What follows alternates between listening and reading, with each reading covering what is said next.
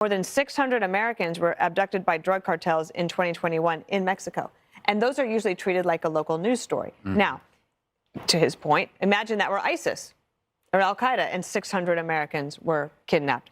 That would be a very different story. It's shocking to me. That's how many cartels are right here in America. So it's one thing to say you should deal with the cartels over there. We also have to deal with them here.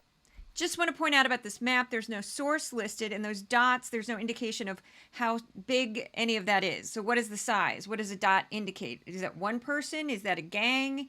What's going on? Is it an arrest? I don't know. So this makes that map largely meaningless. What if they just blow up an apartment complex in Phoenix? And then you're dealing with some sort of terrorism on U.S. soil. That's a whole different ballgame, because the Mexican president's not going to like being emasculated when we start throwing missiles into his territory. And we have to do something, and it has to be military. Well, I mean, militarily, going in and precision assassinations.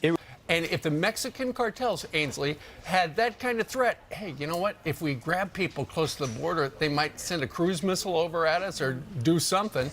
Maybe they wouldn't do it. The White House, though, is not sold on the idea of using the military to go after cartels.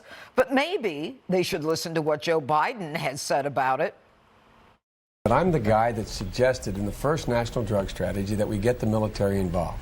The military, in fact, can do a very important job by using their radars, by using their technology, by using their ability to identify, for purposes of interdiction, drug trafficking patterns. I like having the military option on the table. I don't think it's the right move to just lob missiles willy-nilly right away. But you have to be careful. If you destabilize already a failed narco state, Mexico, more than it already is destabilized, we could have a huge problem. If it were Al Qaeda, or if it were ISIS, 3 miles from the United States border, and I agree, there may be more to this story, we would be doing something about it.